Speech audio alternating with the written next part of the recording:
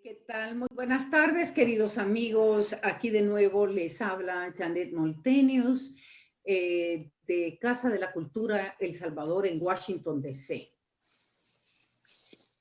Nosotros somos una organización sin fines de lucro dedicados a educar, celebrar y promover la cultura salvadoreña y salvadoreña de la diáspora, así como la cultura latinoamericana. Y para nosotros es un verdadero placer celebrar el cumpleaños, el 94 aniversario del natalicio de el gran escritor Gabriel García Márquez, conocido siempre para todos con nuestro amor llamándole Gabo, como que fuera un amigo nuestro, porque es un amigo nuestro de todos los latinoamericanos. Y ahora tenemos, para esta celebración, tenemos una combinación de personas que aman a Gabo en diferentes maneras. Primero tenemos al académico y escritor Álvaro Santana Acuña. Él es de Tenerife, Islas Canarias. Él es español y es profesor de sociología de Whitman College e instructor en el Harvard Summer School. Es autor de un libro que va a ser bien interesante que nos presente, que se llama Ascent to Glory: How 100 Years of Solitude Was Written and Became a Global Classic. Es un detallado estudio sobre la creación y consagración global de la obra cumbre de García Márquez, 100 años de soledad. Santana Acuña es también el comisario de la Exposición Internacional Gabriel García Márquez, la creación de un escritor global, organizada por el Harry Ramson Center. Yo creo que eso nos va a dar el contexto, ¿verdad?, de cómo llegamos a la globalidad y cómo una obra se vuelve un punto universal para todos. Y inspirado por la obra de 100 años de soledad, tenemos al artista Alfredo Milián Jerez, que está en El Salvador. Él es litógrafo, grabadista, pintor, escritor y tiene un gran amor hacia la literatura. Ha resguardado las leyendas del oriente del Salvador. Algo muy importante para nosotros es el legado.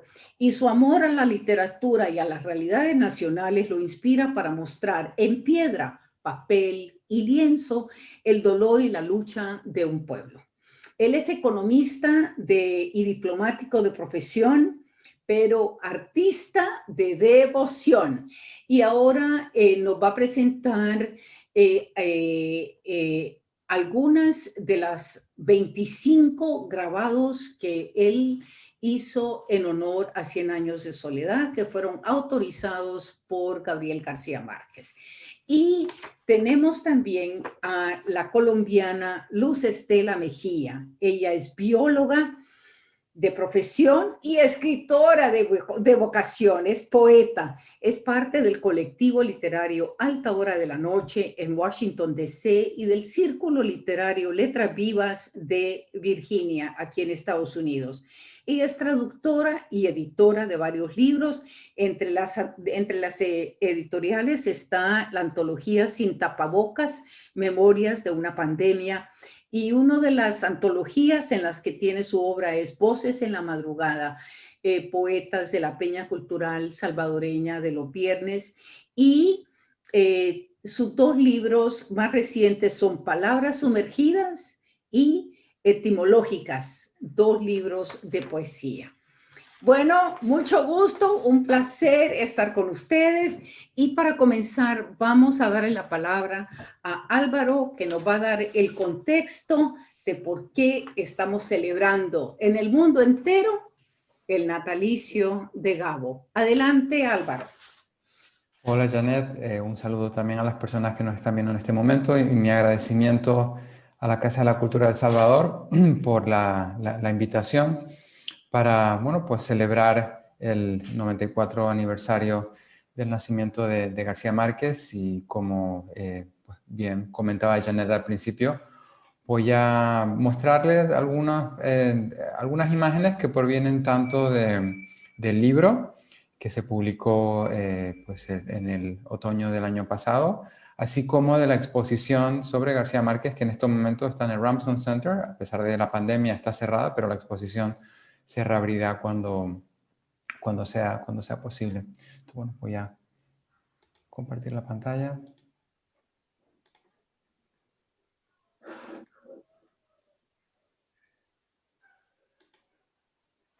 Bueno, esta es la portada de mi libro, que como comentaba antes Janet, pues es un estudio sociológico e histórico de la que al día de hoy es una de las grandes novelas en lengua castellana. De hecho, es el libro en castellano, el libro literario en castellano más leído, traducido después de El Quijote de Miguel de Cervantes. Cien años de soledad es una obra que ha vendido pues, más de 45 millones de ejemplares en todo el mundo, en más de 50 países.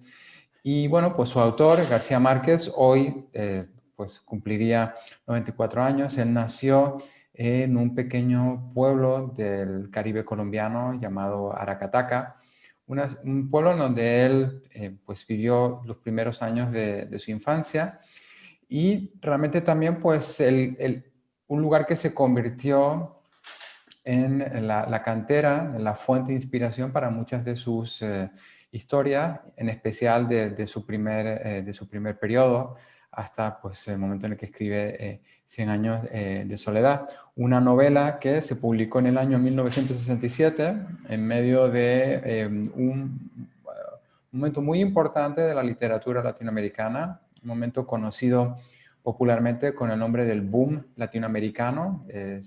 A pesar de que Cien años de soledad fue una obra y sigue siendo una obra muy importante, no debemos olvidarnos de que coincidió también en el tiempo y no fue casualidad con el lanzamiento de otras grandes obras de la literatura latinoamericana como Rayuela de Cortázar o La ciudad y los perros de Mario Vargas Llosa, Paradiso de Lezama Lima, en fin, y obras de otros autores como José Donoso, Carlos Fuentes, La reedición y nuevas obras también de autores más mayores como Jorge Luis Borges, Miguel Ángel Asturias. Es decir, que fue realmente un gran momento de auge. Y Cien años de soledad realmente fue una obra que no salió en el momento en el que todo esto comenzaba, sino más bien cuando ya había un gran interés internacional y evidentemente dentro de América Latina por la nueva novela latinoamericana. Y eso precisamente es algo que es importante a la hora de entender el éxito inicial que tuvo Cien años de soledad. Si fue una obra que salió en un momento en el que había, como decía antes, un gran auge del libro en América Latina, y también, bueno, pues 20, 30 años de novelas y de otros escritos literarios que habían ya creado una atmósfera dentro de la cual Cien años de soledad pues, fue recibida por lectores de todo el continente. Cien años de soledad es también una novela que García Márquez trató de escribir durante casi 17 años. Sabemos que su primer intento de escribir lo que luego se convirtió en Cien años de soledad ocurrió en el año 1950, cuando era un joven de apenas 22 años, y durante los prácticamente 17 años siguientes, García Márquez trata en varias ocasiones de escribir esta novela y tiene que abandonar el manuscrito en varias ocasiones. Y bueno, su inspiración se traslada hacia otras novelas y otros proyectos literarios como La hojarasca, El coronel no tiene quien le escriba, los cuentos de los funerales de la mamá grande. Y este que están viendo es el primer fragmento conocido de lo que luego acabó convirtiéndose en Cien años de soledad, que es un texto que él publicó en el año 1950 en una revista de Barranquilla, en el que ya comienza precisamente a introducir algunos de los espacios y personajes más importantes de la novela, como por ejemplo el coronel Aurelio Buendía, la familia Buendía y también la propia casa, que es uno de los personajes, por así decirlo, centrales de la novela. Sin embargo, como yo les decía, y esto es una foto tomada de la exposición dedicada a García Márquez, para realmente él lograr escribir esa novela, como les decía, bueno, pues él realmente tuvo también que aprender a contar las historias de esa novela. Y eso no simplemente viene de un talento natural para escribir, sino que también García Márquez pues tuvo que aprender y aprendió a contar de 4 áreas profesionales importantes. En primer lugar, él fue periodista desde los comienzos de su carrera del periodismo él realmente aprendió muchísimas técnicas para contar una historia de una manera lineal, accesible y directa. Él también aprendió muchas de las técnicas de cómo contar historias visualmente con su trabajo como guionista de cine, algo que prácticamente pues hizo desde los comienzos de su carrera.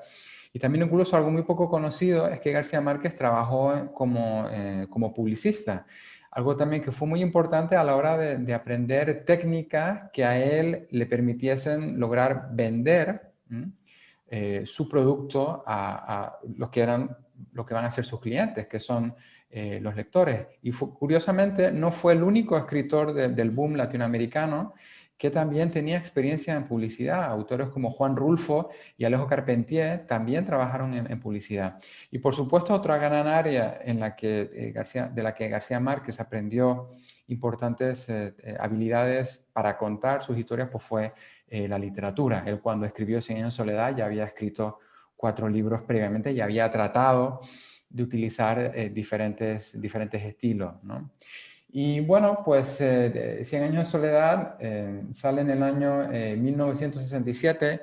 Nadie se esperaba en absoluto que fuera una obra que tuviese semejante éxito, ni siquiera inicialmente. Una primera edición de 8.000 ejemplares acaba dando lugar a ediciones de 20.000 ejemplares, cuando realmente la expectativa era que Cien años de soledad vendiese solamente la primera edición de 8.000 ejemplares, ¿no?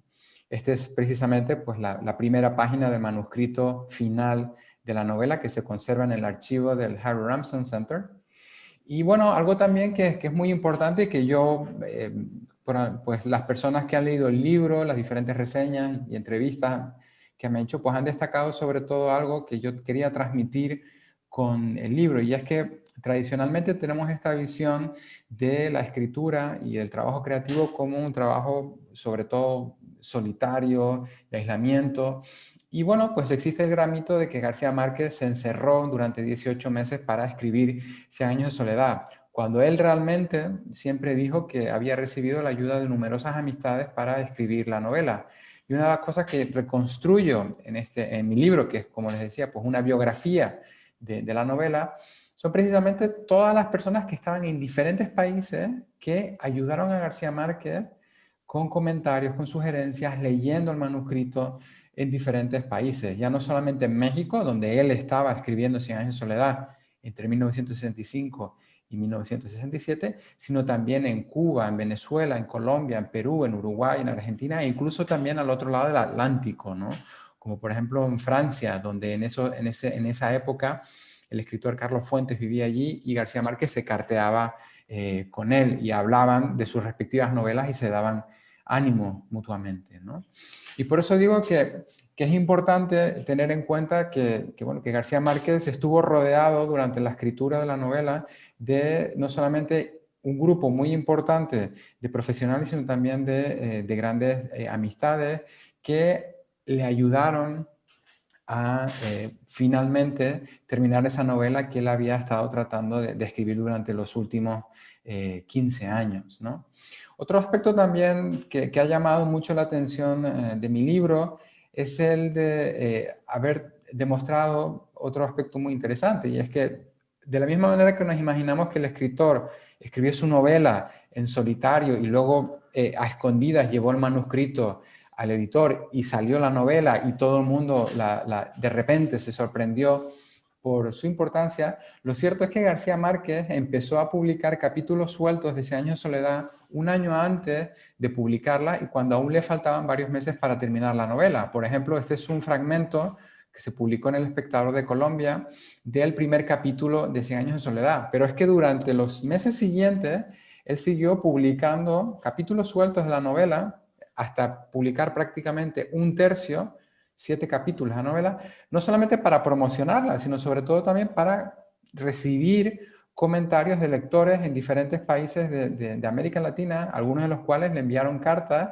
y le felicitaban o le preguntaban cosas, y algunos de ellos también eran amistades que tras leer estos diferentes capítulos publicados, pues también le hacían más sugerencias. Entonces, y todas esas sugerencias, en varias ocasiones, pues García Márquez las fue incorporando para mejorar la calidad del manuscrito, ¿no? También otra revista muy importante de la época, Mundo Nuevo, publicó también pues, otro capítulo de Cien años de soledad, así hasta pues, 7 capítulos, ¿no? Y luego incluso cuando la novela se publicó, pues también hubo un gran despliegue de publicidad, como por ejemplo pues la portada de esta revista argentina Primera Plana, que imprimía 60.000 copias semanales, y en aquella época, más que ahora, las revistas era un formato muy divulgado y lo leían varias personas, de tal manera que, bueno, que esta revista que vendía 60.000 copias, pues llegaba a 1/4 de millón de lectores y además circulaba por América Latina. Y fíjense que en esta revista, que es un poco como el equivalente de Time Magazine, pone en portada a García Márquez y anuncia la salida de esta novela, eh, declarando que es la gran novela de América, ¿no? Y bueno, luego, yo encantado de que me hagan más preguntas sobre el éxito inicial, pero lo cierto es que la novela pues, fue consiguiendo un éxito arrollador en muchos países, y yo lo que hago también en el libro es tratar de entender no solamente cómo García Márquez escribió Cien años de soledad, sino también cómo fue leída o ha sido leída en estos últimos 50 años largos en diferentes países del mundo. Y una de las cosas que uno puede ver es cómo la obra pues, va siendo apropiada por diferentes intermediarios culturales, ¿no? Y por ejemplo, pues en el año 2019, Macondo se convirtió en el nombre de una estrella. O vemos, por ejemplo, cómo, una empresa de bebidas alcohólicas en Japón nombra una de sus bebidas con el nombre de Cien años de soledad. O, por ejemplo, una empresa venezolana saca un licor también con el nombre de Macondo. O, por ejemplo, la influencia del realismo mágico tan presente en Cien años de soledad se convierte también en una fuente de inspiración para cineastas. O, por ejemplo, precisamente hace algunos años, con motivo del nacimiento de García Márquez, Google creó este doodle celebrando también el nacimiento de García Márquez. O, por ejemplo, pues se le da el nombre de Macondo a un balón de fútbol, ¿no? También, pues, vemos ese viaje, esa influencia global de la obra. Por ejemplo, la plataforma petrolífera que explotó en el Golfo de México en el año 2010, recibió el nombre, esa prospección petrolífera tenía el nombre de Macondo. Y casualmente, 2 años después, se convirtió en el lugar de uno de los accidentes ecológicos vertidos de petróleo más graves de la historia. Y luego también, bueno, el año pasado, todavía seguimos en medio de una pandemia global, y el año pasado, al comienzo de la expansión de la COVID-19, pues vimos también cómo Cien años de soledad cobró importancia de nuevo, y muchos lectores pues se acercaron a Cien años de soledad para leer sobre la peste del olvido que azotó Macondo. Bueno, evidentemente todo este trabajo es fruto de pues más de 10 años de investigación. Una de las fuentes que yo utilicé es el archivo personal de García Márquez en el Harry Ramson Center de la Universidad de Texas en Austin, que en el año 2015 compró el archivo del autor. Y bueno, pues aquí pues me ven ustedes trabajando en el archivo. Y bueno, gracias a una invitación del Ramson Center, pues el año pasado, aproximadamente por esta fecha, inauguramos la primera gran exposición basada en el archivo de García Márquez, de la que fui comisario. Es una exposición que cubre realmente toda la vida de García Márquez, desde su nacimiento hasta su consagración como un autor global. Aquí pueden ver una foto de la galería principal. Son 7 salas que, como les decía, pues cubren desde el nacimiento de García Márquez hasta su fallecimiento y consagración como un autor global. Es además una exposición en la que utilizamos sobre todo las colecciones, varias de las colecciones que el Harry Ramson Center tiene de García Márquez, pero también el Ramson Center es una gran institución que cuenta con archivos de otros grandes autores que García Márquez seguía y que sintió su influencia, como Jorge Luis Borges, James Joyce, William Faulkner, Ernest Hemingway, y precisamente documentos de estos autores también forman parte de la exposición para poner a García Márquez en contexto, ¿no? Fue una exposición que desde el comienzo pues tuvo una muy buena acogida y contó con la presencia de fans de García Márquez, tanto anónimos como bien conocidos, como el cantante Rubén Blades. Y bueno, pues aquí pueden ver, por ejemplo, una de las mesas de exposición en donde precisamente aparecen manuscritos y libros de García Márquez y también manuscritos originales de obras que influyeron al joven García Márquez, como Mientras agonizo de William Faulkner, de Kew Gardens de Virginia Woolf, o las pruebas de imprenta del Ulises de James Joyce. Y bueno, esta también es una exposición que está diseñada para todos los públicos, ¿no? De todas las edades, y también pues es una exposición bilingüe, ¿no? Uno puede recorrer todas las salas y pues los materiales están tanto en inglés como en español. Y aquí pueden ver, pues, por ejemplo, la mesa en donde se expone el manuscrito final de 100 años de soledad, ¿no? Y bueno, pues otra mesa en donde podemos también ver algunas de las técnicas de cómo García Márquez escribía sus libros, como por ejemplo los cuadernos donde él anotaba ideas, o por ejemplo manuscritos, y ver cómo, de todas sus obras, y ver cómo iba haciendo cambios, ¿no? Y bueno, con esto, pues esto es lo que le quería un poco transmitir, tanto del libro como la exposición, y para mí pues será también un placer recibir todo tipo de preguntas que tengan. Muchas gracias. Gracias, Álvaro. Ahorita estamos de nuevo. Quería darte las gracias porque la verdad que hemos aprendido mucho sobre todo ese proceso. La gente cree que ser escritor es así nomás y no, 17 años de mucho trabajo.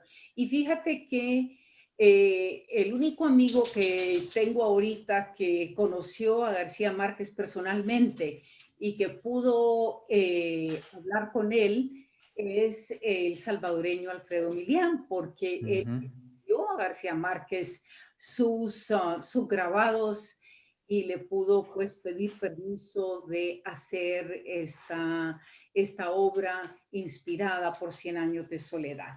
Así es que adelante, Alfredo. Bueno, en primer lugar, deseo, después de escuchar esa brillante presentación de Álvaro, quiero felicitarlo, por supuesto, y desearle mucha suerte con su libro. Creo que va a ser muy rico para todos los lectores y los que nos inspiramos precisamente en Gabriel García Márquez.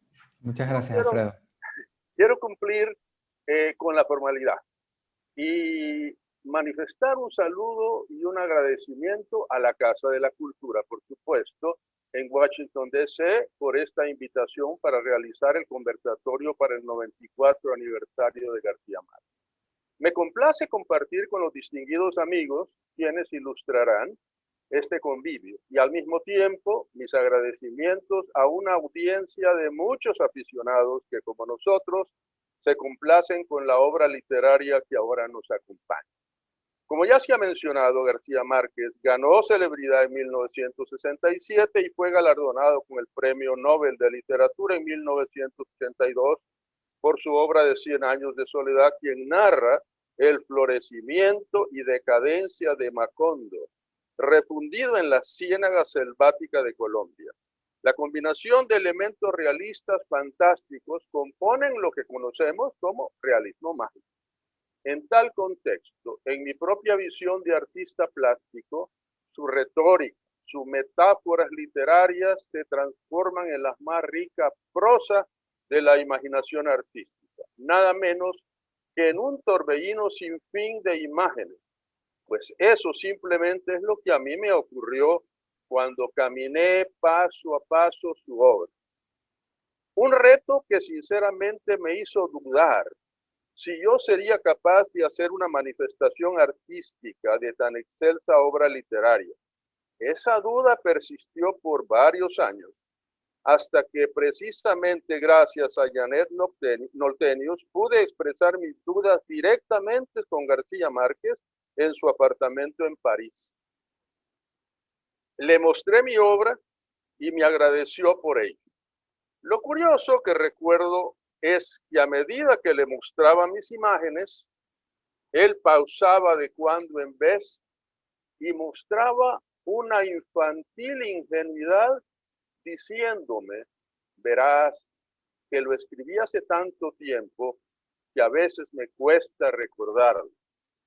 Por eso me dio aliento y una agradable sensación de confort y confianza en mí mismo.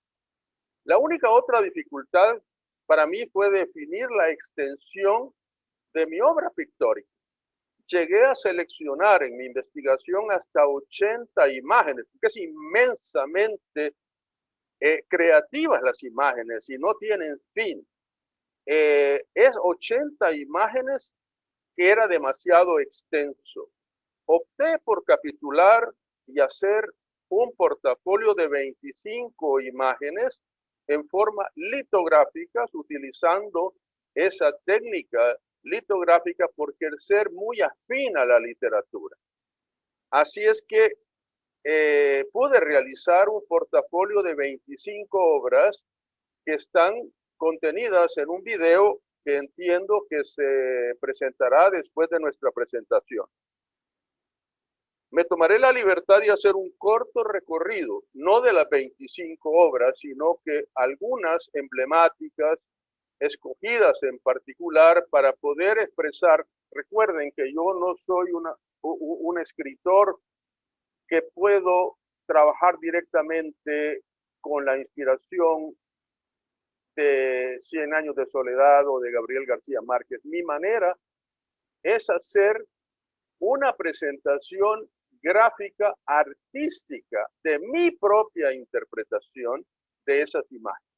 Así es que por ejemplo, es la obra que ustedes conocen, que es una de las primeras del libro, que es El Galeón Español. Es muy importante porque es introductorio a la obra. Y en este caso, esta obra precisamente denota aquella aventura que algunos ciudadanos de Macondo inician para encontrar nada menos que el mar. Ella misma tiene, por supuesto, una ampliación de una parte del grabado que veo que no lo tengo una exactamente. Entonces, el anfitrión ha desticado su video para todos, pero necesito entonces ya la ampliación de lo que es el detalle de esta obra, para pasar a la siguiente. Gloria.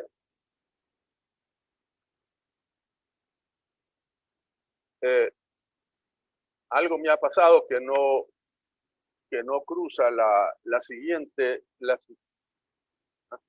que Janet me la tiene que pasar. Janet.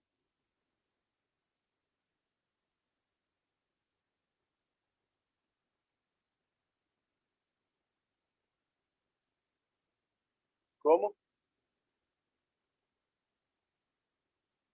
Exactamente. Bueno, esta es la segunda imagen que es arbitrariamente escogida, es precisamente la enfermedad del insomnio, que fue muy importante en la vida de Macondo. Mi reto como artista era cómo presento una imagen que represente precisamente la aflicción y el desarrollo precisamente de lo que García Márquez narra como la enfermedad del insomnio. Entonces, obviamente que tenía que ser una obra oscura, con las imágenes estas que algunas personas me han dicho que se parece un poco a Edvard Munch, pero realmente no. Es muy latinoamericana y realmente tiene que ser de noche para representar precisamente la enfermedad del sueño.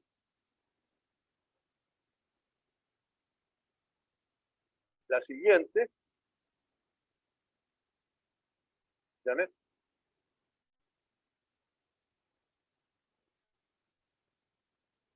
Bueno, no No la tengo.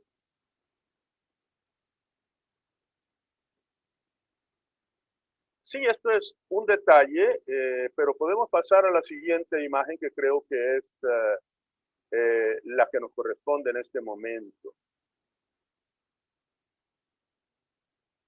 Siguiente.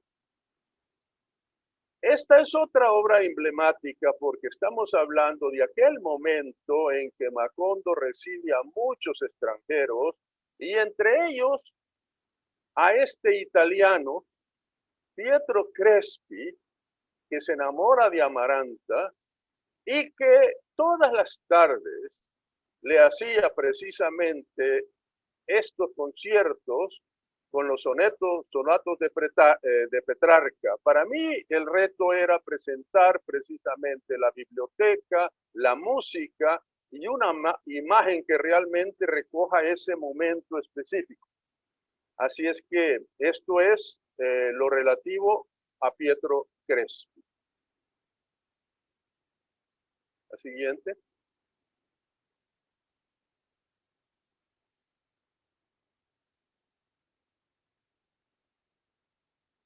No.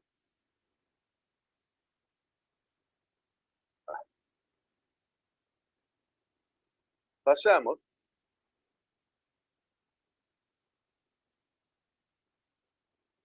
Esta es otra muy importante, porque aquí se trata de Gerineldo Márquez, un personaje de gran cercanía de la familia Buendía.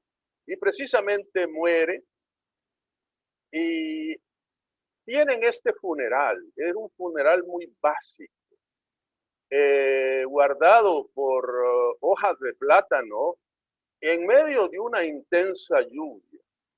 Mi reto como artista era cómo represento la lluvia en esta imagen. Y precisamente esta fue mi respuesta de la obra que relaciona pues a este personaje que se llama Gerineldo Márquez.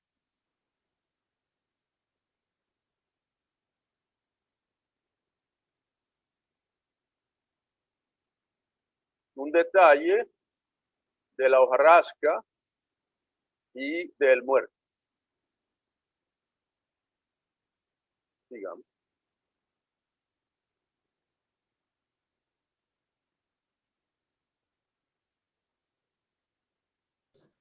Ya Bueno, esta es otra muy importante porque esto es después de la huelga, digamos.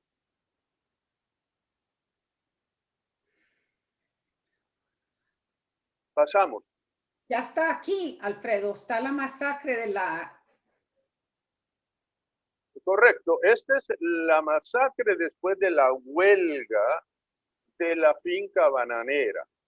Esto precisamente, según la obra, se dio exactamente a las 4 de la tarde y fueron barridos por ametralladora y luego produjeron esta cantidad de muertos que posteriormente fueron puestos en ferrocarriles, en vagones de ferrocarril y desechados al mar.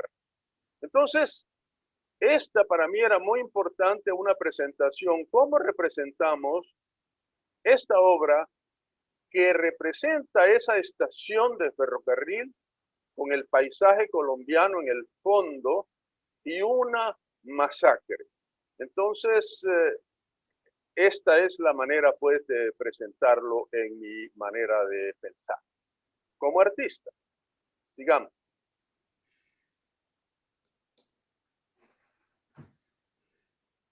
Siguiente.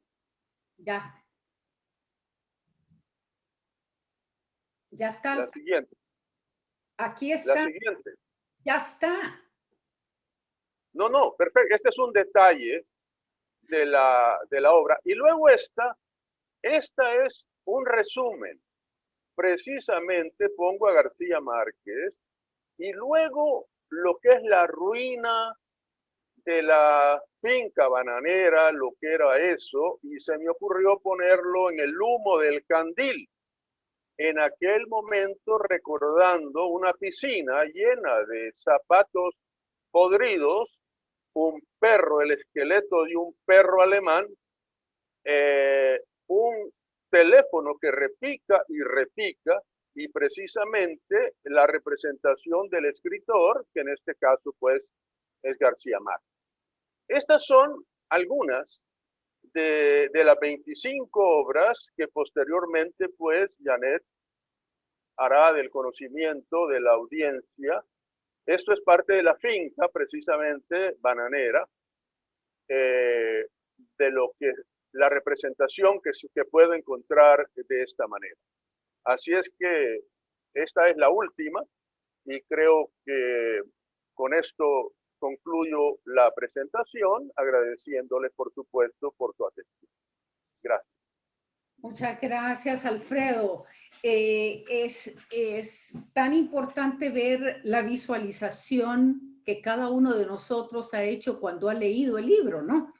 Y cómo un artista logra verlo a su manera y le da contexto para tratar de poner en una piedra todo un capítulo, toda una historia, ¿no? Detrás de eso.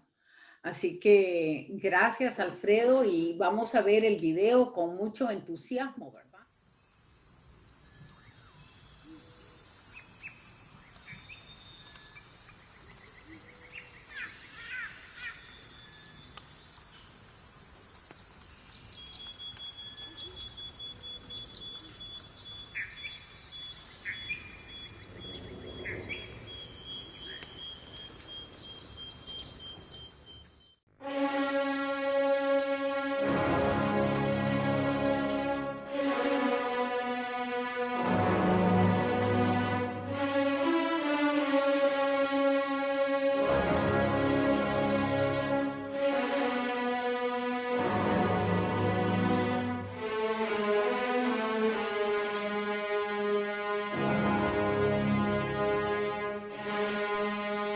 Aureliano, que no tenía entonces más de 5 años, había de recordarlo por el resto de su vida como lo vio aquella tarde, sentado contra la claridad metálica y reverberante de la ventana, alumbrando con su profunda voz de órgano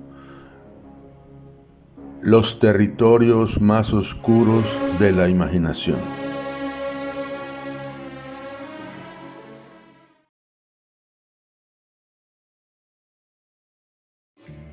Frente a ellos, rodeado de helechos y palmeras, blanco y polvoriento en la silenciosa luz de la mañana, estaba un enorme galeón español, ligeramente volteado a estribor.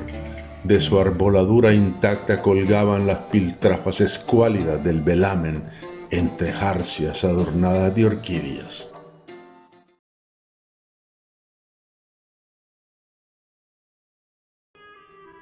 Muchos años después, frente al pelotón de fusilamiento, el coronel Aureliano Buendía había de recordar aquella tarde remota en que su padre lo llevó a conocer el hielo.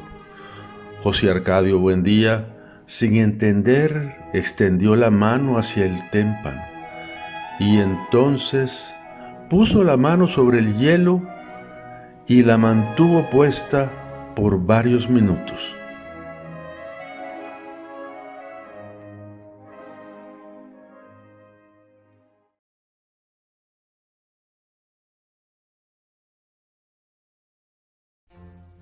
José Arcadio Buendía, fastidiado por las alucinaciones de su mujer, salió al patio armado con la lanza. Ahí estaba el muerto, con su expresión triste.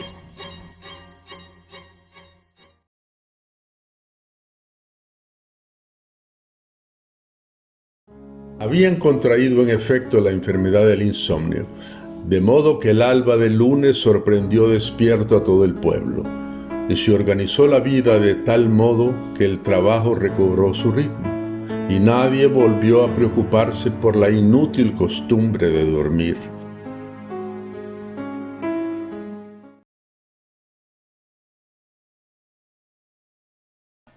Dos años antes, muy lejos de ahí, se había quedado dormida sin apagar la vela y había despertado cercada por el fuego. La casa donde vivía con la abuela que la había criado quedó reducida a cenizas. Desde entonces, la abuela la lleva de pueblo en pueblo, acostándola por 20 centavos para pagarse el valor de la casa incendiada.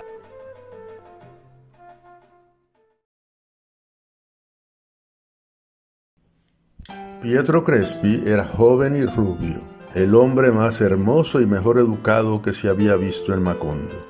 Era un noviazgo crepuscular. El italiano llegaba al atardecer con una gardenia en el ojal y le traducía a Amaranta sonetos de Petrarca.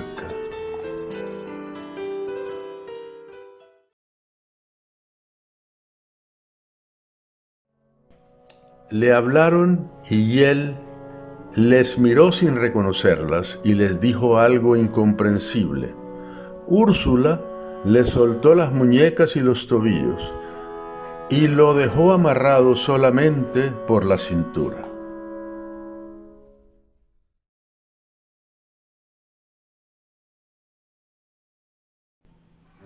Las mujeres que se acostaron con él aquella noche en la tienda de Catarino lo llevaron desnudo a la sala de baile para que vieran que no tenía 1 milímetro del cuerpo sin tatuar, por el frente y por la espalda y desde el cuello hasta los dedos de los pies.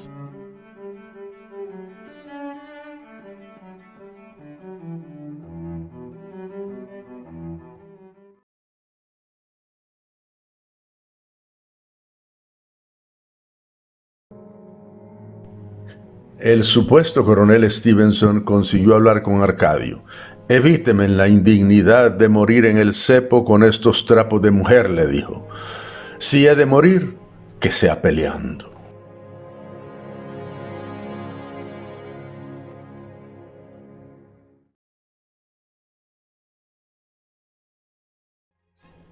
«De todos modos voy a entrar», les advirtió Úrsula.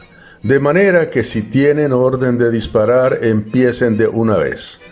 Apartó a uno de un empellón y entró a la antigua sala de clases, donde un grupo de soldados desnudos engrasaban sus armas.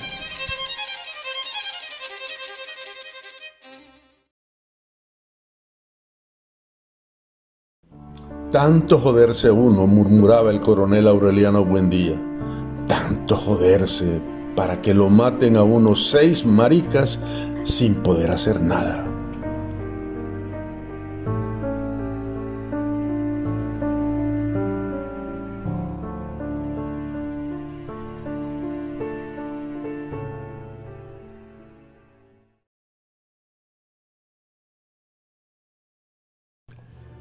Cambiaba los pescaditos por monedas de oro y luego convertía las monedas de oro en pescaditos y así sucesivamente. Tan absorbente era la atención que le exigía el preciosismo de su artesanía que en poco tiempo envejeció más que en todos los años de guerra.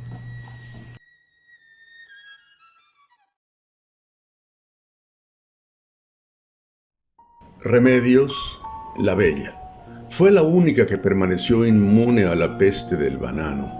Se estancó en una adolescencia magnífica, cada vez más impermeable a los formalismos, más indiferente a la malicia y la suspicacia, feliz en un mundo de realidades simples.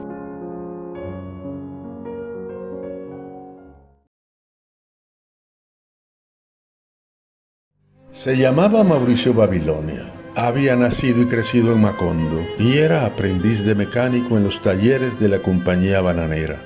Esa noche, la guardia derribó a Mauricio Babilonia cuando levantaba las tejas para entrar en el baño donde Meme lo esperaba.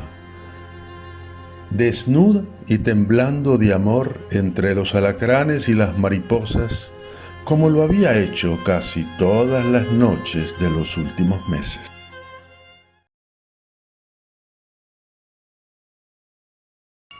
El señor Brown fue sorprendido viajando de incógnito en un vagón de tercera clase y le hicieron firmar otra copia del pliego de peticiones.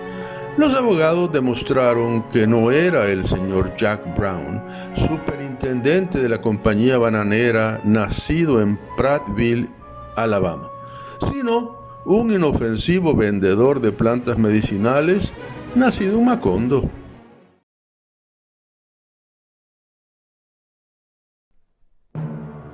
Estaban acorralados, girando en un torbellino gigantesco que poco a poco se reducía a su epicentro, porque sus bordes iban siendo sistemáticamente recortados en redondo, como pelando una cebolla por las tijeras insaciables y metódicas de la metralla.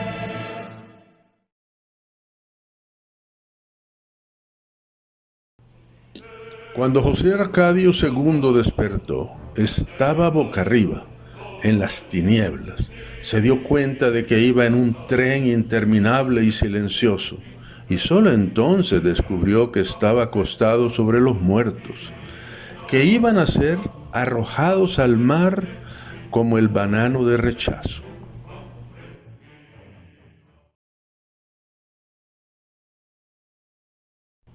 No habría podido concebirse un cortejo más desolador. Habían puesto el ataúd en una carreta de bueyes sobre la cual construyeron un cobertizo de hojas de banano. Pero la presión de la lluvia era tan intensa y las calles estaban tan empantanadas que a cada paso se atollaban las ruedas y el cobertizo estaba a punto de desbaratarse.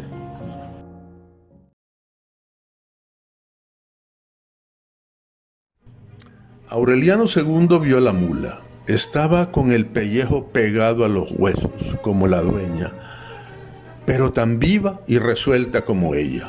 Petracotes la había alimentado con su rabia y cuando no tuvo más hierbas, ni maíz, ni raíces, la albergó en su propio dormitorio.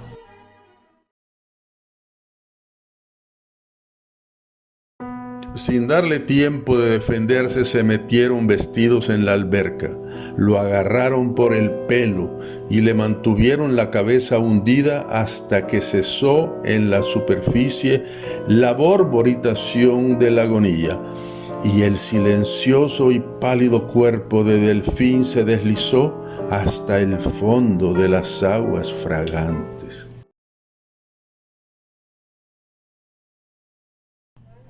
Gastón no solo era un amante feroz, de una sabiduría y una imaginación inagotables, sino que era tal vez el primer hombre en la historia de la especie que hizo un aterrizaje de emergencia y estuvo a punto de matarse con su novia solo por hacer el amor en un campo de violetas.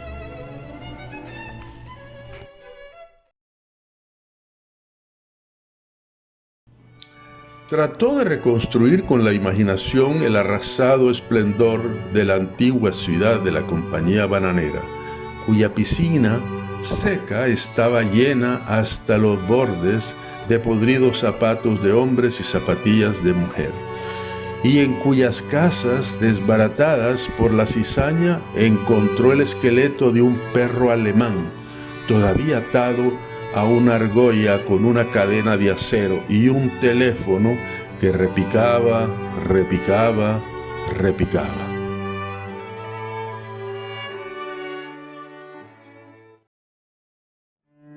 Pilar Ternera murió en el mecedor de Bejuco una noche de fiesta, vigilando la entrada de su paraíso.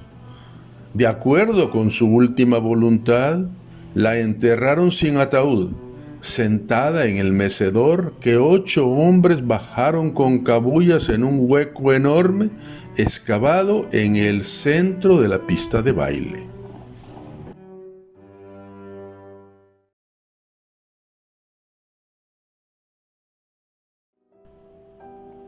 Y entonces vio al niño. Era un pellejo hinchado y reseco, que todas las hormigas del mundo iban arrastrando trabajosamente hacia sus madrigueras por el sendero de piedras del jardín.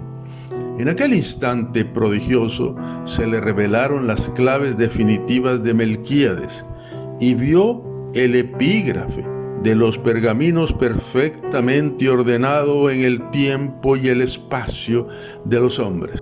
El primero de la estirpe está amarrado en un árbol y al último se lo están comiendo las hormigas.